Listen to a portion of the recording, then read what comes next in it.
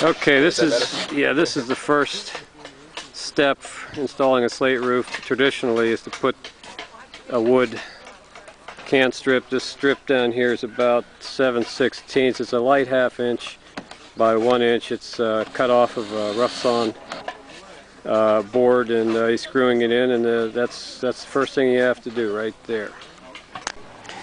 Let me add that little can strip is even with the bottom edge of the sheeting. Good. The second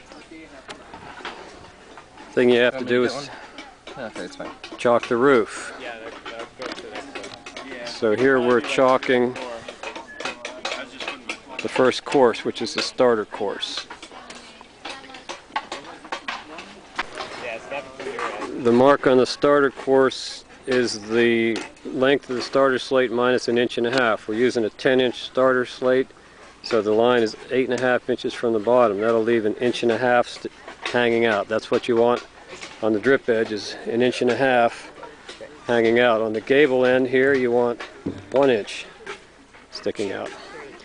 The second line will be the first course of slate. We're using 14-inch slates, so we have a 12.5-inch line that'll leave us 1.5 inches hanging out. After that, it'll be every 5.25 inches all the way up the roof, because we're putting a 3.5-inch headlap on this roof, because we're staggering the slates a little bit, so we're giving a little extra headlap. Okay, it's handy if you run a string up the gable end with a 1-inch gap, just to mark your outside edge of the slate. Go ahead, Ryan, tie that on there so I can. So he's tying on the top.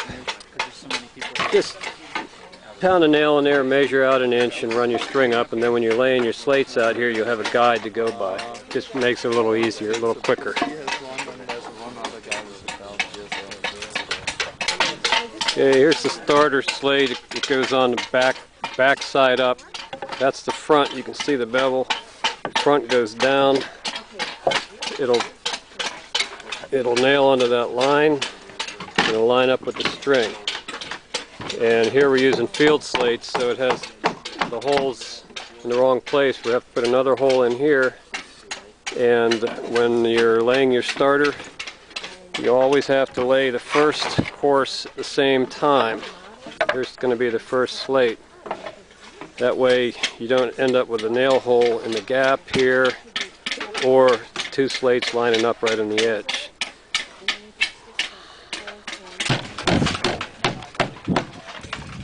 Okay, now we're putting the starter course on here. Here's the first course. You need to run the first course out with the starter to make sure you don't end up with a nail in the gap there, or there is a nail actually right there, but it'll be covered by the next slate, which will cover it quite a bit. Yep. Starter slate upside down, that's the way it's supposed to be. We're using field slates here for starters. It's easier if you buy your starters already made, because then they have the nail holes punched on the right side. But you can see the starter, you can see the shim, you can see the first course, and then after that, on a regular chalk line, all the slates will go up. Okay, we're at the Natural Building Colloquium in Bath, New York, end of July 2008. These folks are trimming the slates into so that the face of the slate is rounded, so that we can install kind of a unique looking roof. That's what's going on here right now. Okay, you can see the shim under there that's nailed right to the top of the sheeting. In this case, this roof has 2-inch sheeting because the rafters are spaced too far apart for 1 inch. And then you can see the starter course, which is the upside down slate. Only slate on the roof to be installed upside down. And then the first course, which is square. And then all of these slates were square, but we rounded them off to get this look, this pattern. These are all 14-inch slates. We gave them a 5 1/4 inch exposure. The exposure is what you see from here to here. That gives us a 3 1/2 inch headlap. And then we staggered the slate slightly to try to give the slightly more irregular appearance to the roof. Once the shim is on the starter, the first course, then the slates are simply nailed onto chalk lines and finished with a saddle ridge.